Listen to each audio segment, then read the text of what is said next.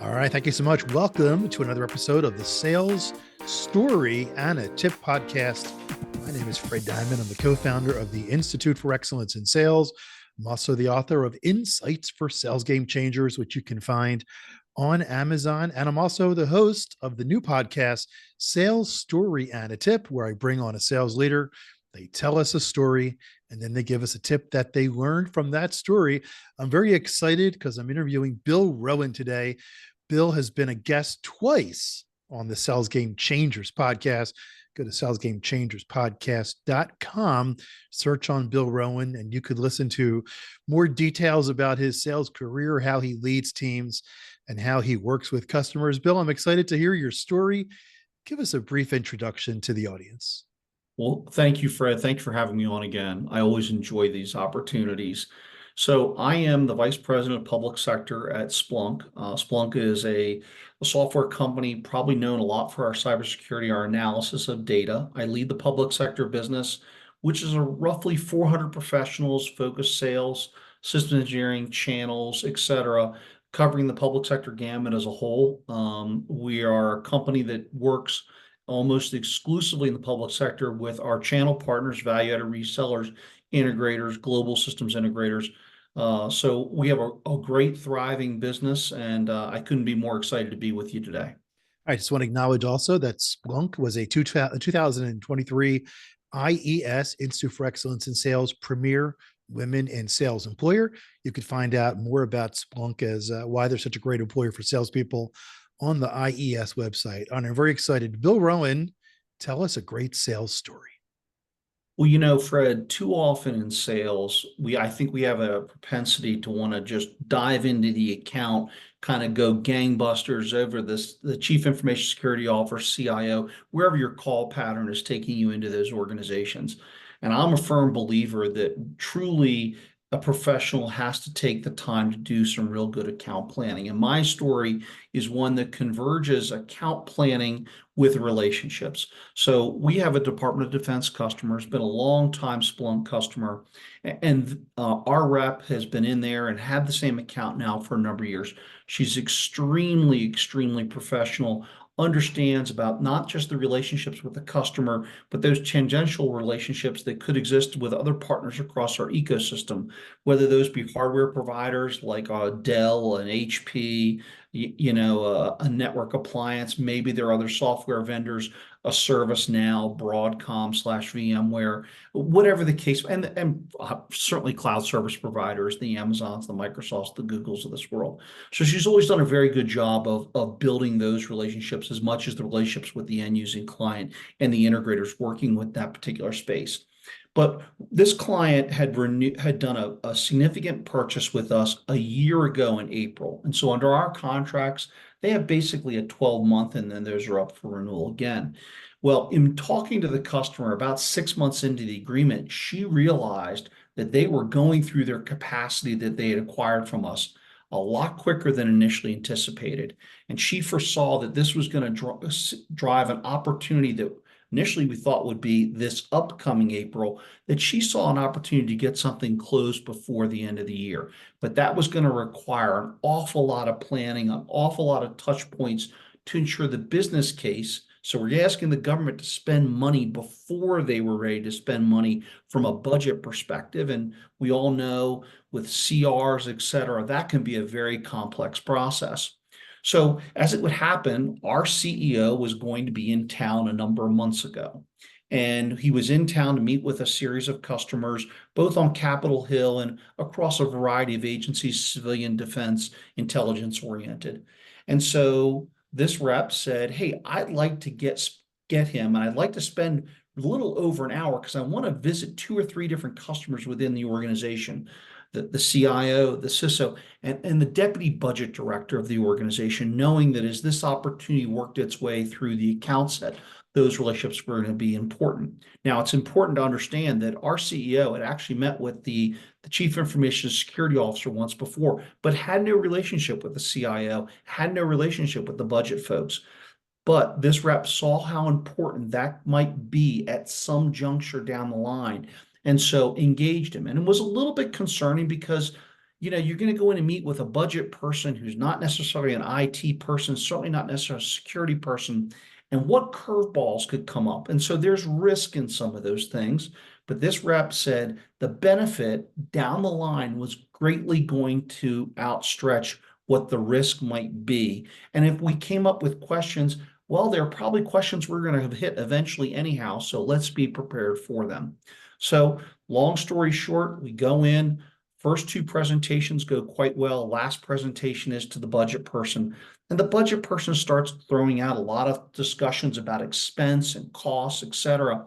Well, some of those things caught us a little bit off guard. Our CEO, Gary Steele, though, had heard a lot of these type of issues, especially out of the banking and finance organizations, and started to walk through and talk about, yes, there are some additional expenses involved, but let's talk about what the risk and the downside of the inaction and what would happen, and started talking about the relationships and those discussions that he has with both budget folks within, say, the banking and finance arena, as well as CISOs, and across a variety of industries, including other government customers that he met with while here in DC. Long story short, the budget person then finally did understand what the issue might potentially be. But nothing happened for about 3.5 months. The customer continued to move along. And then right before the end of our year, it popped up that they were really running out of capacity and needed to do something earlier. So we were able to put a proposal in place that was going to give the customer some incremental discounts to act before the end of January, which is the end of our fiscal year, versus waiting till April. And sure enough, that proposal made its way through both the chief information security officer, to the CIO, and eventually to the budget folks. And when it hit the budget folks, our rep, again, having built those relationships, said as this package was moving forth, she crafted an email for our CEO to send back to the budget folks and say, I know we chatted a number of months ago. You may not remember me, but here are some of the things we talked about. I know you all are looking at a potential opportunity here to make some advanced purchases based upon some capacity needs. And if you should have any questions, I want you to feel free to reach out to me. Well, that shifted the memory of the deputy budget person that we had met with. He said, oh, I do remember the meeting. I remembered how much I learned. Long story short, we get the opportunity approved close to $20 million in business to Splunk and our important partners that we work with on the project. But it speaks to the fact that when you're doing account planning and you're building relationships, you need to think over the long term. You can't be thinking about next week, next month, and this quarter.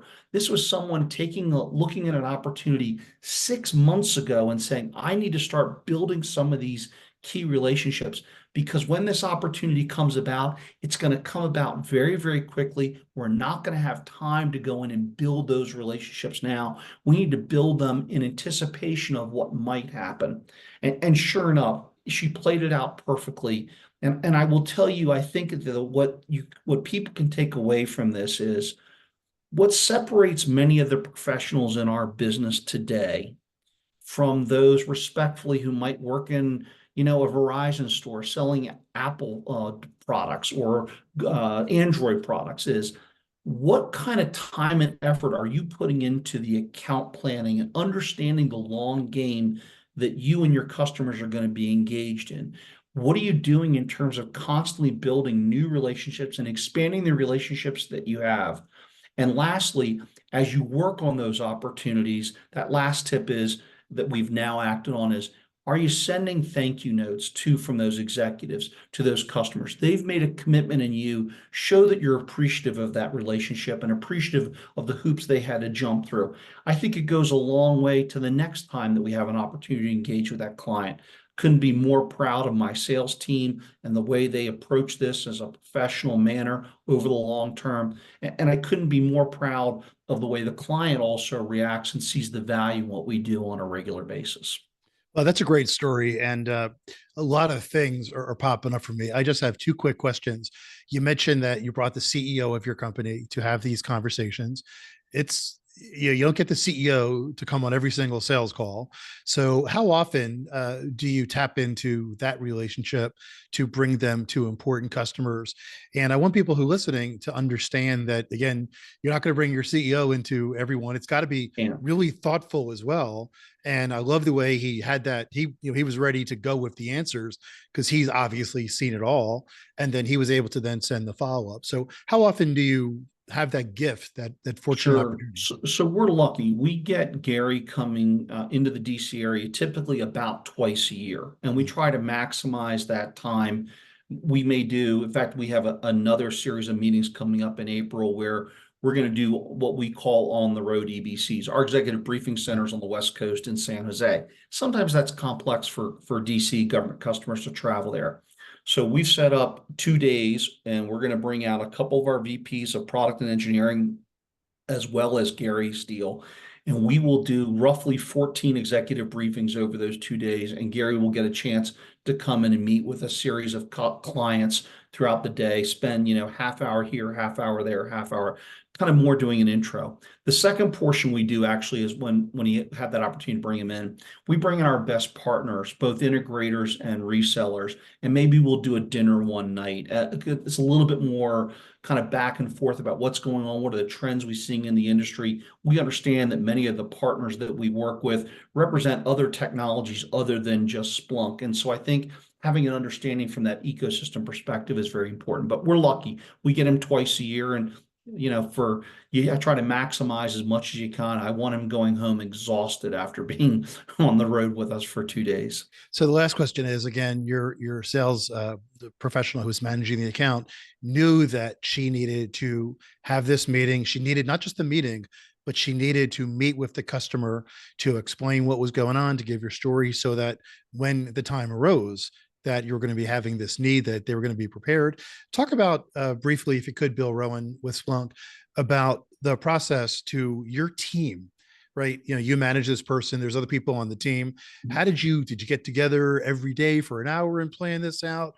Or did you tell the sales rep, hey, you're in charge, figure it out, tell me what you need. Let's get Gary's schedule together and let's go in. Just tell us some of the So logistics to make it happen. yeah, so when I look at account planning, I look at it as much broader than just the rep and one of my managers, myself, with their SC.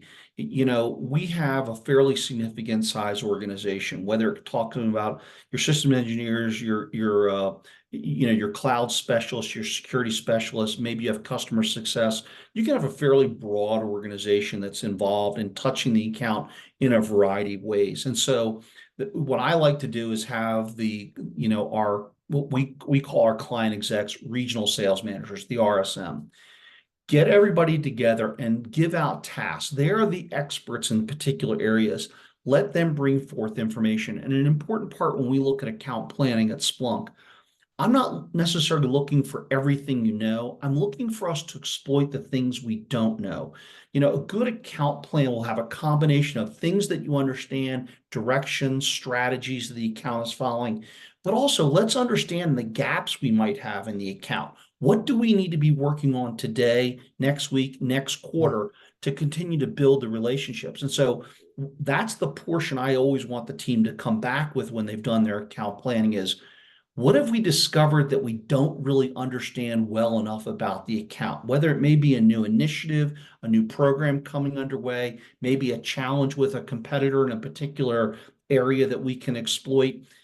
Understanding those pieces that we don't understand, to me, is just as critical as the components that we do. And so as the team built that plan, and it's a living, breathing document. So as we're uncovering things, we're adding to the document. Everybody can read it, make sure they're on the same page. And it also gives us a really good document then to hand off to our CEO prior to a sales call and let him take 15, 20 minutes of reading to understand kind of everything we see throughout the account. And that way, when he's sitting in a meeting, he has a little bit of a broad perspective of where they've been and where they're headed. And so it can serve multiple purposes in that framework. All right. Thank you so much. Once again, my name is Fred Diamond. That was Bill Rowan with Splunk. This is the Sales Story and a Tip podcast.